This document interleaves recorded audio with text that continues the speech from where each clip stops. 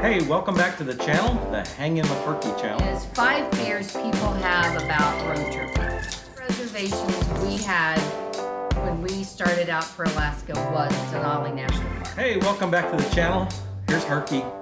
He's going to hang out with us for a minute, but he'll be gone in a second. Yeah, his bone's down here. Yep, he's gone. There you go. Oh, he's got it. Hey, for the past 5 weeks, or past 4 weeks, we're in week number 5.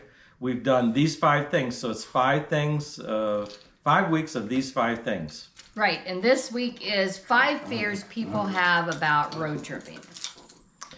So let's dive in. So let's just jump in. These are not exclusive, but these are the things that as we observe and we talk to people, these are the things that they talk about the most. So it's not that we have all the answers, it's just that we have some of the answers and we can talk about what we do. And this is just when we talk about road tripping, these are things people say to us. Yeah, and why they can't do it. Just for clarification, road tripping, it could be camping, but this is different than just going to a state park and setting up for a week. This is going on a road trip and seeing several things. Right, and the most you stay at a spot would be 4 nights would be tops for us. For us, 2 to 3. 2 to 3. So, yeah. All right, let's jump in. Okay. Not having advanced reservations. Right. A lot of people just really struggle with that. They need to know where they're going to stay that night. And it's okay. If you're like that, I would say that what we do is when we feel like we need reservations is we plan how many hours we want to drive. Right. And how many miles we want to go, and then plot it out from there. Right. I mean, the downfall of that is you're stuck with your plan. If you decide that you want to stay someplace longer or take a side trip or whatever, you really can't because you have an example of that is when we were coming back east from being out in Alaska and Washington, Oregon. We were driving down the road and we were in Idaho and we saw Lava Hot Springs, KOA, and we were just looked like winging it. Beautiful place. Right. So we were just winging it, staying wherever. And so we looked at each other and said, let's stay a couple nights. And so we did. So let's talk about how you can alleviate that fear of not having advanced reservations. So we mentioned this before in our boondocking section when we were talking about boondocking, but they have apps on the phone there's one that's called freecampsites.net.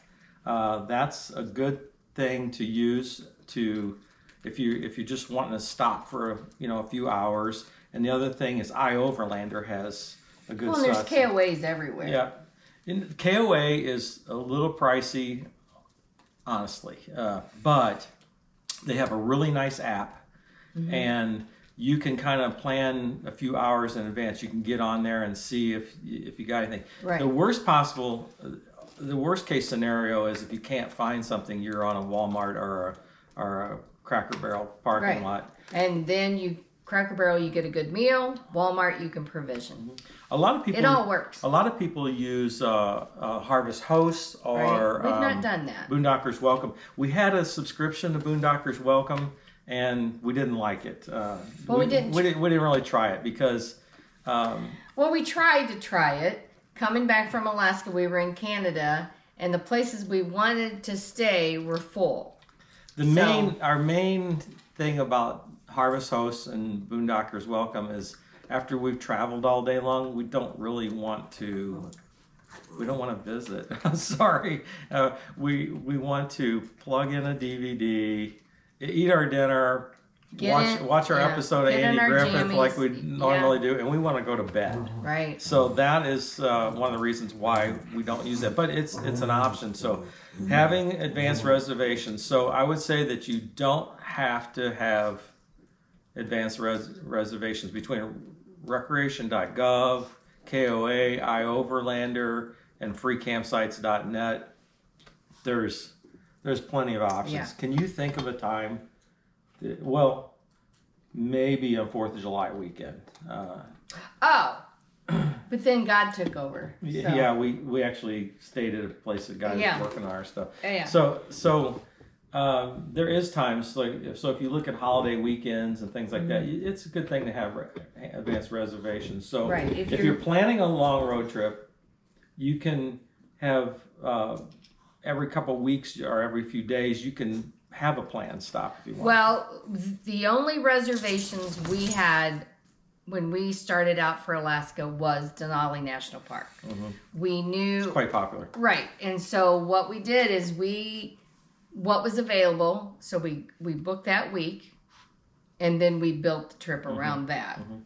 And you can So always, that is doable. with the apps nowadays, you can always work out just a few days ahead of time. Right. So, or maybe a day ahead of time. Right. You'll be fine. Our only problem during that trip was, like Ed said, 4th of July.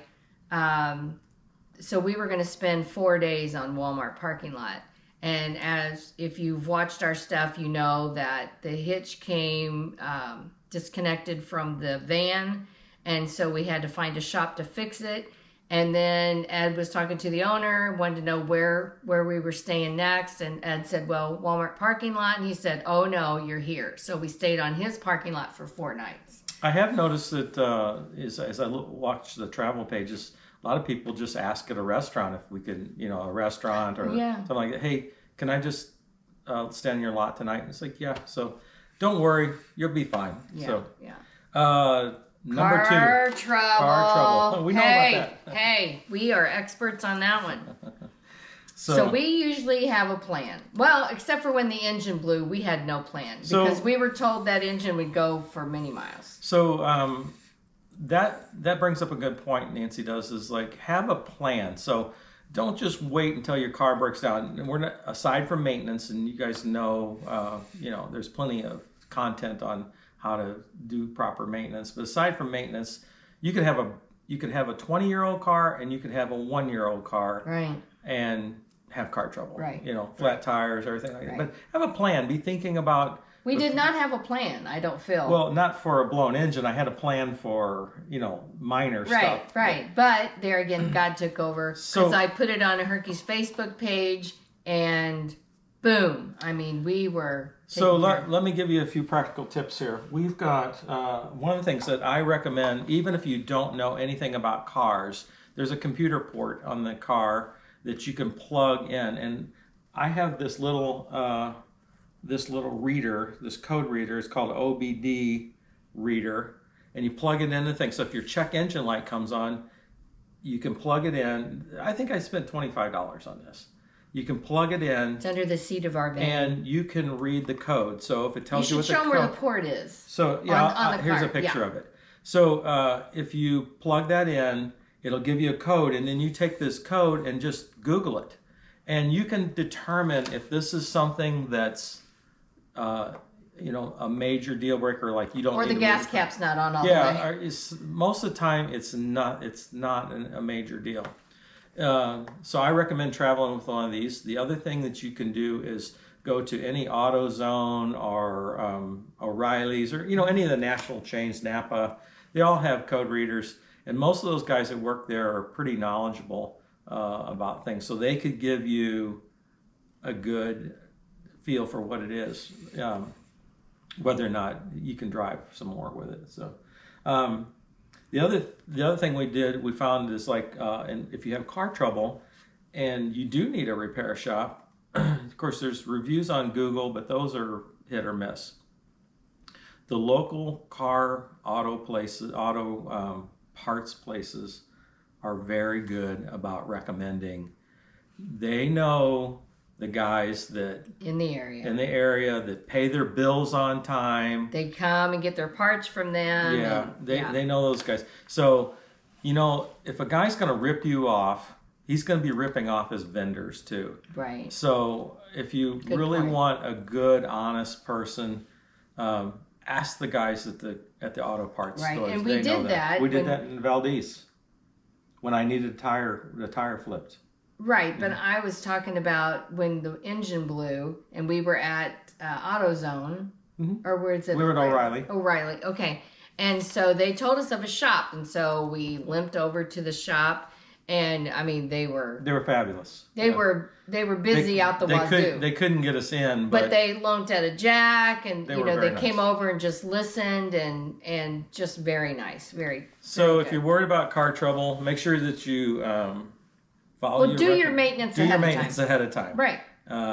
But also have a plan. Be thinking about ahead in your mind is like if this happens, what am I going to do? If this happens, what am I going to do? Right. And so for us, we have AAA for towing, and thankfully, and we just now I realize that some people know nothing about cars. Nancy doesn't know anything about cars, but she travels with her own mechanic. So I don't have the fears that other people have about it because I know that I can fix things, but. Get you a code reader and be educated when you do get you your mechanic. All right. Number 3, and I think this should have been probably number 1, safety. A lot of people just worry about their safety. And it's a legitimate concern, but we don't want to let fear rule us. Right. And so you need to define your roles. Like when we were in Terralingua, Texas, we were held. I don't want to scare people, but we had a guy. We were looking us at an RV park and we were looking for a place to stay. We were in an RV park, and the guy said Ed was speeding, which he wasn't. How can you speed? Regardless if I was speeding or not, the guy was totally out of line. He was ramming his little He rammed his 4-wheeler against the front bumper of our car and wouldn't let us leave. So anyway, Ed was trying to calmly talk to the man, this man was not calm. And I was on the phone with 911, and then they stayed with us. So we already have this thought out and rehearsed in our heads. So we already know that anytime we're in any problems, it's my job to deal with the situation at hand. I get on the phone. And it's her job to call 911 and get help or whatever. The thing I would say about safety too is I said this at a rally just recently. Today is not the day to stand up, defuse the situation. You don't know these people. Yeah.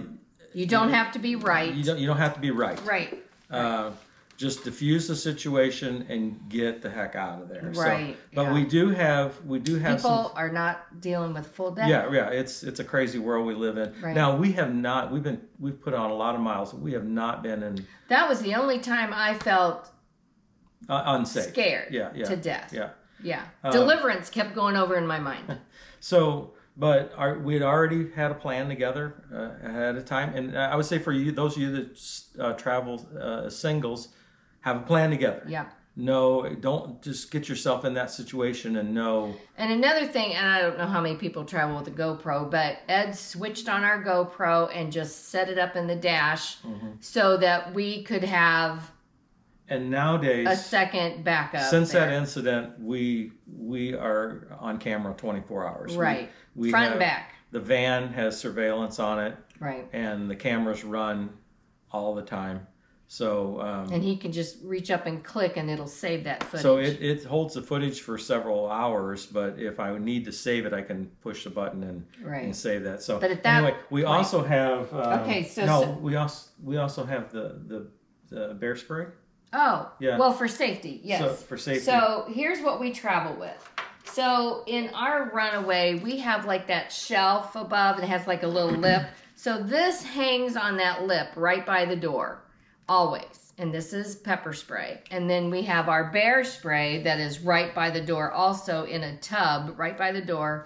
So if we're outside, Ed needs to reach in. Both of them are there handy. If we are in the trailer, someone's knocking at the door, it's right there by that door that we would open. Now let me revert back to don't escalate the situation. Right. Try to. But if you feel like you cannot, and I'm not a safety expert, I'm just talking about what we do. Right. If you feel bodily threatened, we have we have this bear spray which. Like I think it can shoot at quite a distance. So that's what we do for that. It's right by the door. Another thing we have is, you want to hold the monitor? we have this monitor. This is the camera. It's It's called Halo View, and it's magnetic. Magnetic. Thank you. Anyway, so we can position this how we want to on the van or the camper. We actually have 2 of these. So. And then we have this sitting up on the shelf there in the. This is camper. separate from the surveillance cameras that's on the van. Right. As, we can turn these on when we're in the Runaway, and we can see our total surroundings about And us. then he positions this where we need it. It's really easy to set up. It doesn't. Right. It only takes me. It was handy in Alaska, so we could see before we open the door. Is there a bear right outside? Also, like when we boondock on Cracker Barrels or whatever, we have these, and we can sit inside the camper and see what's going on. So this is called a Halo View. They're pretty popular.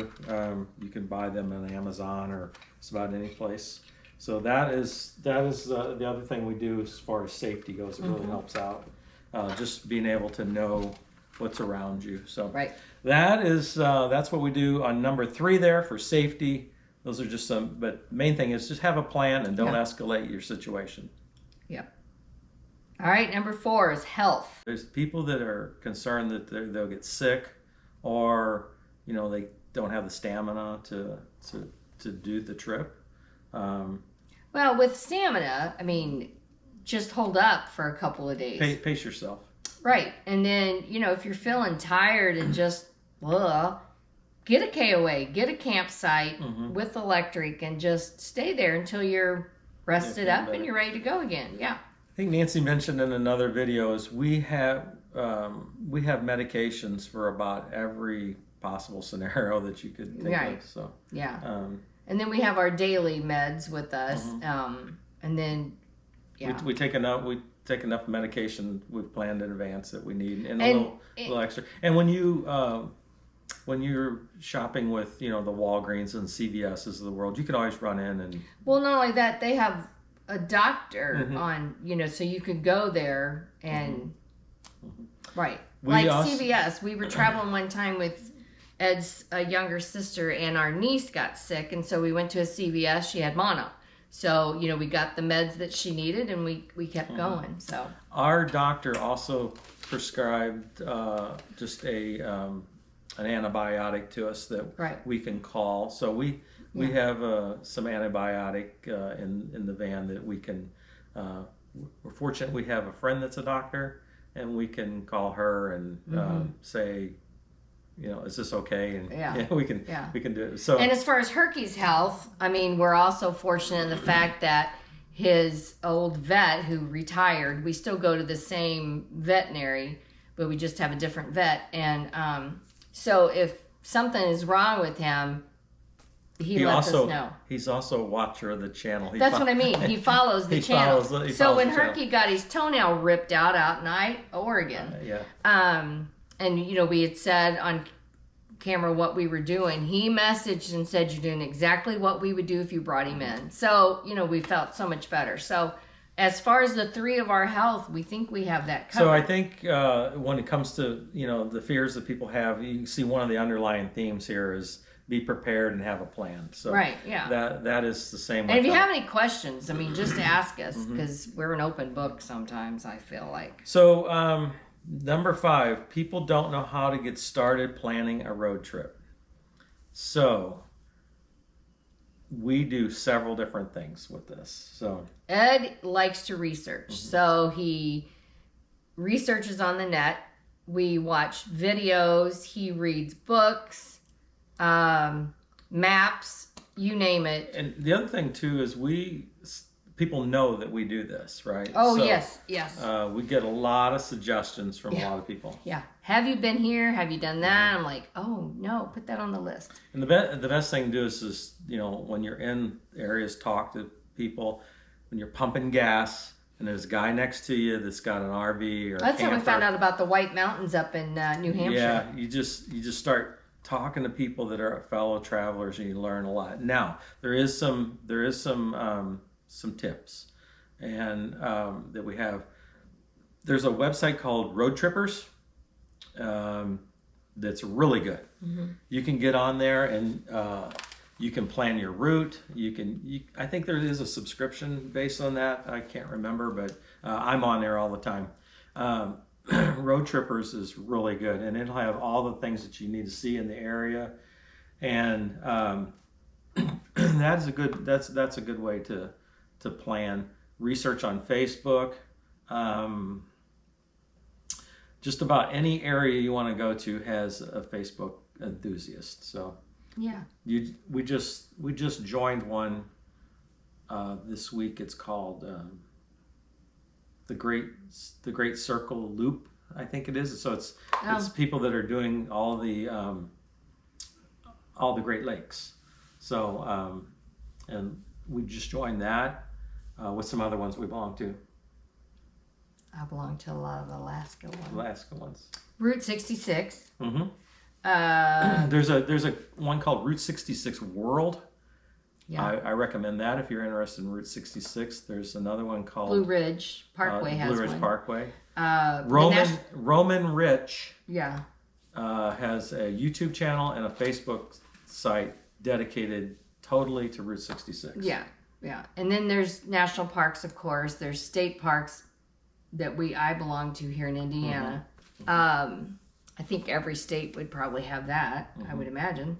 I'm trying to think what else. I have a lot of Alaska ones. So I don't know that we know where all these places. I'm not quite sure that we are the best at saying how do you plan a road trip, because we don't. Yeah. We pretty much decide where we want to go and how we're going to go there. Although one time we got to the end of the driveway, and did we flip a coin if we went left or right? Left or right. Mm-hmm. Yeah, so either east or west, and so I don't know. So when you've mastered some of these other things that we've talked about in these 5 things, or you're working on mastering them, you don't have you have more freedom, and right. You can say, hey, I'm going to take off without a plan. Yeah, yeah. So and we have done that many road times. Trippers. Hey, if you've got one, put it in the comments below. If you've right. got a way to do that. We have a friend, Barb, who is a master at planning. She's a researcher. Trips. Sometimes we just scam off of her trips. Yeah. She sent us. Well, if you've watched it, we had a map of Natchez Trace, which I threw out the window, and then she sent me another one. Yeah. But that was really nice. And then you have that, and then you just make notes along the way. Yes, when you get there, you can get a printed map, but this one she made was so much better because you had spaces on each side of the map to write notes and stuff. I liked it better. And we just borrow trips from other people, too. Yeah. If you look at some of the camping websites, we belong to the Tearjerkers and the Runaway group, and there's several of them. You get ideas, and then you just go. So it's not like to have one plan. Now, I do have on my maps on Google, I have a whole section of planned out road trips, things that I want. So start my Google account and start pinning places, and pretty soon you can put yourself together a road trip. So anyway, that's our 5 things. We don't have a bonus. Have an advanced reservation. The fears: not having advanced reservations, car trouble, safety, health, and don't know how to get started planning. So, we forgot to put down a bonus. Number 6. What could be a bonus? Well, sorry, no bonus this week. So I hope this series of these 5 things were helpful for you. It'll be back in a few weeks. Yeah, we'll do it again. It was very popular. A lot of people liked it, and a lot of people gave us ideas for another series of these 5 things. We wrote those down, and we'll get back to those. In the meantime, we're going to get back to our regularly scheduled programming. So traveling. Hey, thanks for watching it. We appreciate it, and we'll see you again next Sunday. Bye now.